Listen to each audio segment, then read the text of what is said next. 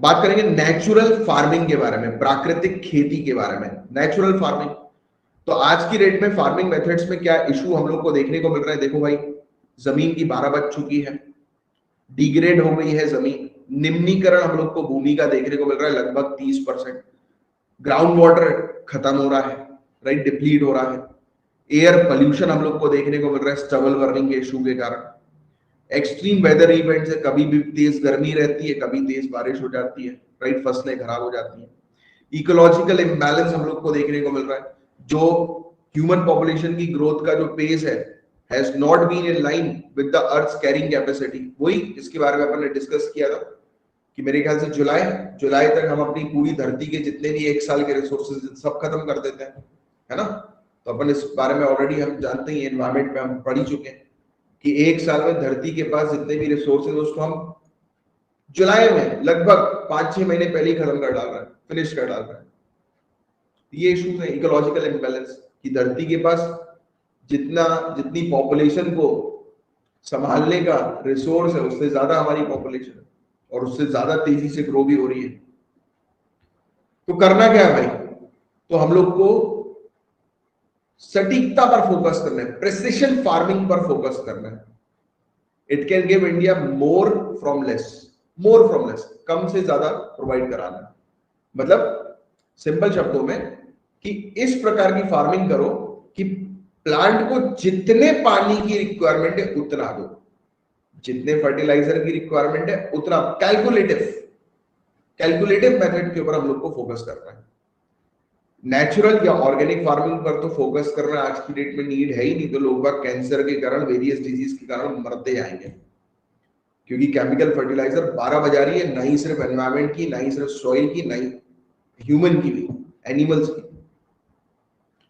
India के अंदर organic farming में सिक्किम तो आप जानते ही ऑर्गेनिक स्टेट जो है वो बन चुकी है। अर्थ गंगा की बात करें, अर्थ गंगा एक मेजर प्रोग्राम है नेचुरल फार्मिंग का कि गंगा नदी के आजू बाजू नेचुरल फार्मिंग ही करो, फर्टिलाइजर्स को दूर दूर तक रखो। गंगा नदी का जो किनारा है उसके 5 किलोमीटर के एरिया, दोनों साइड 5 किलोमीटर के एरिया तक सभी ऑर्गेनिक फार्मिंग करेंगे भाई, सभी नेचुरल फार्मिंग करेंगे, क्योंकि केमिकल फर्टिलाइजर के कारण गंगा नदी जो है वो पल्यूट हो रही है। काफी सारी स्टेट जैसे कि आंध्र प्रदेश, इन्होंने भी नेचुरल फार्मिंग को स्केल अप करना शुरू कर दिया, बढ़ावा देना शुरू कर दिया। इमर्जिंग उभरती हुई टेक्नोलॉजी पर फोकस करना है, जैसे GIS, geographical information system, AIML, artificial intelligence and machine learning, right. और इससे आप डेटा जो है वो निकाल सकते हैं इनकी मदद से, और एक से प्लानिंग कर सकते हो और ऑपरेशन कर सकते हो सटीक फार्मिंग के लिए, फार्मिंग को प्रिसिशन के साथ करने के लिए, राइट। और सब्सिडीज को रिड्यूस करना है। गवर्नमेंट की हैवी सब्सिडी हम लोग को देखने को मिलती है, 80 से 90% सब्सिडी यूरिया के अंदर, राइट। तो ये अगर रिड्यूस होगी तो वाटर पोल्यूशन को प्रिवेंट करने में भी मदद मिलेगी, क्योंकि फर्टिलाइजर ओवर यूज हो जाते हैं तो वो पानी में जो है चले जाते हैं, बह जाते हैं। तो नेचुरल फार्मिंग क्या है भाई? तो नेचुरल फार्मिंग हुई ऑर्गेनिक केमिकल फ्री फार्मिंग। इसको कंसिडर किया जा सकता है agro ecology based diversified farming system के तौर पर, जिसके अंदर क्रॉप्स, ट्री, लाइव स्टॉक को इंटीग्रेट किया जाता है फंक्शनल बायोडाइवर्सिटी के साथ। चिंता वाली बात यह है कि जो ICR, Indian council of agricultural research के अंदर जो रिसर्च हुई है इंडिया के अंदर, इसमें यह बताया गया है कि जो अडॉप्ट किया जा रहा है नेचुरल फार्मिंग को, एक मिनट,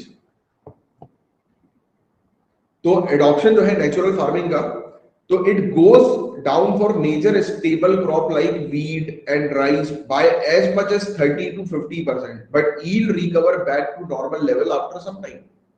देखो हो ये रहा है कि आप अभी अगर नेचुरल फार्मिंग पर आओगे, बात को ध्यान से समझना, चिंता वाली बात यह है कि किसान अगर अभी नेचुरल फार्मिंग पे आएंगे तो ये जो हम लोग को गेहूं चावल जो मिलते हैं ना, ये 30 से 50% तक ड्रॉप हो जाएंगे।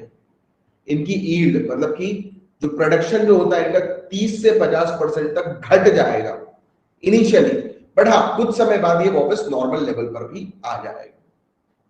बट द पॉइंट इज 30 से 50% की ईल्ड घटना, और वो भी उस समय जिस समय हंगर का इशू सबसे बड़ा है, तो ये मेजर कंसर्न है।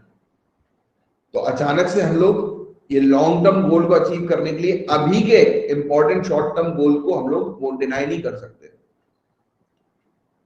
हम लोग को कुछ ना कुछ स्ट्रेटेजी ऐसी बनानी पड़ेगी कि हम लोग को पैरेलल पे चलना पड़ेगा, क्योंकि यहां पर तो फूड सिक्योरिटी की बैंड बच जाएगी, हंगर की प्रॉब्लम। भाई 30 से 50% तक प्रोडक्शन कम होने का मतलब समझ रहे हो आप?